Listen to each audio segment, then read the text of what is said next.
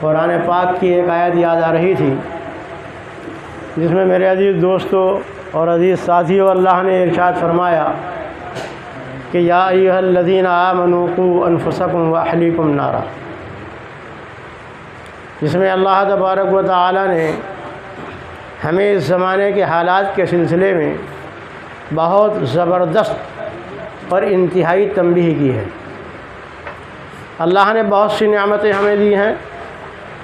جس میں اللہ نے ارشاد فرمایا ہے ایک جگہ کہ وَأَمَّا بِنِعْمَتِ رَبِّكَ فَحَدِّثْ، ایک جگہ ارشاد فرمایا کہ تم اللہ کی کون کون سی چیزوں کا اور نعمتوں کا انکار کرو گے، فَبِأَيِّ حَدِيثٍ بَعْدَهُ يُؤْمِنُونَ، کہ اللہ تمہارے پاس کون سی چیز لائے جس میں تمہیں یقین ہو جائے۔ تم نے مطالبہ کیا، اس قرآن ہی کے اندر اللہ نے ذکر کیا کہ انسانوں نے مطالبہ کیا تھا کہ اے اللہ ایک چیز یہ پہاڑ ہے ہمیں دکھ رہا ہے، اس میں سے ایک گیہمن اڑنے نکلے اور وہ بچے کو جنے تو ہم مانیں گے کہ حضرت صالح سچے ہیں اور اللہ کے نبی ہیں، لیکن اللہ کے لیے تو مشکل نہ تھا۔ اللہ تو جو چاہتا ہے جب چاہتا ہے وہ کرتا ہے، ان اللہ یفعل ما یشاء، ان اللہ یفعل ما یرید۔ تو میرے عزیز دوستو، اللہ نے ہمیں بہت سی نعمتیں دی ہیں۔ حضرت مفتی صاحب نے ارشاد فرمایا ابھی کہ ایمان والوں کی ایک صفت یہ ہے کہ وہ جو اللہ نے انہیں مال دیا ہے اس کو خرچ کرتے ہیں،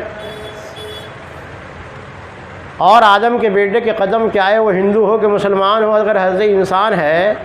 تو اب اللہ کے پاک رسول جناب محمد رسول اللہ صلی اللہ تعالی علیہ وسلم کے حکم کے مطابق اللہ کے دربار سے اس کے قدم ہٹیں گے نہیں جب تک 5 باتوں کا جواب نہ دے دے۔ ایک ان میں سے یہ بھی ہے جو حضرت مفتی صاحب نے فرمایا کہ اللہ نے جو یہ مال جیسی دولت دی تھی تم نے اس کو کہاں خرچ کیا؟ پہلے کہ کمایا کہاں سے، اور دوسرا یہ کہ خرچ کہاں کیا۔ آج ہمارے سامنے اس معاشرے کے اندر ہم نے اس بچی کو دیکھا جس نے اللہ کی بہت بڑی نعمت کو اپنے سینے میں سمو لیا، اور اللہ نے جو ساری مخلوق کا خالق اور پیدا کرنے والا ہے، ایک مخلوق پہاڑ بھی ہے اور وہ حضرت انسان سے زیادہ اتنی طاقتور قوی الجثہ ہے اور اتنی مضبوط ہے کہ اس پر کتنا ہی وزن لاد دو کچھ نہیں ہو سکتا، لیکن قرآن جیسی عظیم نعمت کو لینے سے اس نے اپنے خالق سے انکار کر دیا کہ اے رب یہ میرے بس کی بات نہیں ہے کہ میں اس کے بوجھ کو اٹھا لوں، وَكَانَ الْإِنسَانُ ظَلُومًا جَهُولًا، یہ حضرت انسان ہی ایسا تھا جو کہ اس کے اٹھانے پر کیا ہو گیا، قادر ہو گیا، اس نے رضامندی بھر لی۔ تو بھئی اللہ سے عہد کر کے آئے ہو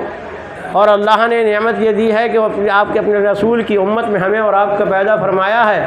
اور اس کے کلمے کے ساتھ ہم نے لا الہ الا اللہ محمد رسول اللہ کا اللہ سے اقرار کیا ہے، تو اس کے تمام تقاضوں کو پورا کرنے پڑے گا، تبھی جو ہے مسلمان ہو، تبھی کیا ہے اللہ کے دربار میں حاضر ہونے کا آپ کو حق حاصل ہے اس کی رضامندی کے ساتھ، اور تبھی اس کی نعمتیں وہاں حاصل ہوں گی۔ مفتی صاحب نے انتہائی شر و بس سے ارشاد فرما دیا۔ بہرحال میں نے یہ کہا کہ اللہ نے جو مال آپ نے کمایا تھا اس کو کہاں خرچ کیا، یہ سوال ہوگا۔ تو آپ نے نعمت اللہ نے دی اولاد جیسی، اس اولاد کی اچھی تربیت پر خرچ کرنے کے بعد اپنے مال جیسی نعمت کو ادا کر دیا تو بہت کام کیا۔ اس کے برخلاف شیطان آپ ہیں اور آپ کو جو ہمارا ازلی دشمن ہے، جس کو کے بارے میں اللہ نے ارشاد فرمایا کہ لوگوں میں میرا بھی دشمن ہے، تم بھی اس کو اپنا دشمن بنا لو تو کامیاب ہو، اور اگر تم نے جیسے وہ بہکاتا ہے اس کے بہکانے میں آ گئے تو تمہارے لیے خسارہ اور ٹوٹا ہے۔ اور اللہ سے جو مقابلہ کرنے کے بعد آیا تھا کہ اللہ تو نے مجھے راندۂ بارگاہ تو کیا ہے اور لعنت کا طوق میرے گلے میں ڈالا ہے، لیکن میں بھی تیری مخلوق کو بہکاتا رہوں گا۔ اللہ نے کہا جا جا، مہلت مانگ رہا ہے، قیامت تک مہلت ہے، لیکن میرے جو بندے ایمان والے ہیں ان کو کہا تو نہیں بہکا سکتا۔ تو میرے دوستو، معاشرے میں ہم نے دیکھنے میں آتا ہے کہ آج ایک بچی کی خوشی پر جس نے قرآن پاک کو مکمل کر لیا اور اس کے والدین جو کہ اس کے اجر و ثواب کے مستحق بن گئے، اور وہ ہمیں اس کی تقریب پر کیا کر رہے ہیں، کچھ خرچ کر لینے کے بعد ہمیں اور آپ کو کیا کر رہے ہیں، خوش کرنے کی کوشش کر رہے ہیں تاکہ گواہ بن جائیں کہ اللہ میں نے اس بچی کی تکمیل پر انہیں گواہ بنا کر کے پیش کیا، تو یہ بہت بڑی سعادت کی بات ہے۔ خرچ کرتے ہیں لوگ، شیطان بہکاتا ہے۔ مثلا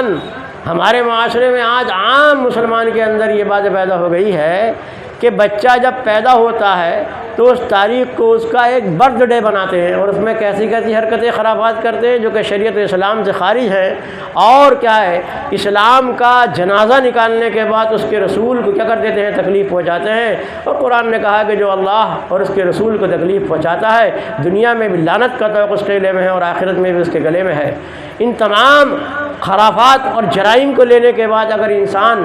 اپنے آپ کو یہ سوچے کہ میں اللہ کا کیا ہے، رسول اللہ کو ایمان لانے کے بعد یہ حرکتیں بھی کروں، اللہ بھی راضی رہے، یعنی باغباں بھی خوش رہے، راضی رہے، صیاد بھی، ایسا نہیں ہو سکتا میرے عزیز دوستو۔ لہذا